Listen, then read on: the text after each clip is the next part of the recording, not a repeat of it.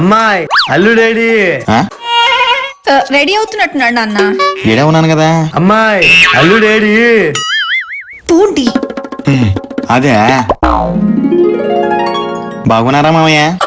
అల్లుడు బాగున్నాడు. ఈయనకు మర్యాద ఇచ్చేంత వరకు మనిషి ముందరే ఉన్నా గాని ఫీడు పెద్ద రాయలవారి వంశం అన్నట్టు ఫీల్ అవుతా ఉంటాడు. ఊళ్ళో ఏమో రాళ్లతో కొట్టించుకుంటా ఉంటాడు. వీళ్ళని కాదులే, అసలు మా నాయన అనాలి. యారా కొడకా నన్ను తలుచుకున్నావా? తలుచుకోవడం కాదు, తడిచిపోతుంది ఇక్కడ. సచ్చి బతికి లేదని చంపేద్దు నువ్వు. అమ్మాయి వెళ్ళి మజ్జిగ తీసుకురా. నువ్వు ఉండవే, నేను తీసుకొస్తాను. వీడు మొహం పెట్టుకున్నాడు. కొంచెం ఇటు వచ్చేస్తే ఊపిరి తీసుకొచ్చి అనిపించింది. కట్నం వీకపోయినా మాత్రం ఈ కటింగ్ మాత్రం నేను తక్కువలే. అల్లుడు ఏదో కటింగ్ అని వినపడింది.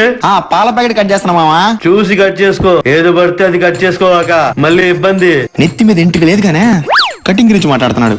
చీనా బతుకు కలకన్నాని కత్తిరితో కట్ చేసినట్టు అయిపోయింది.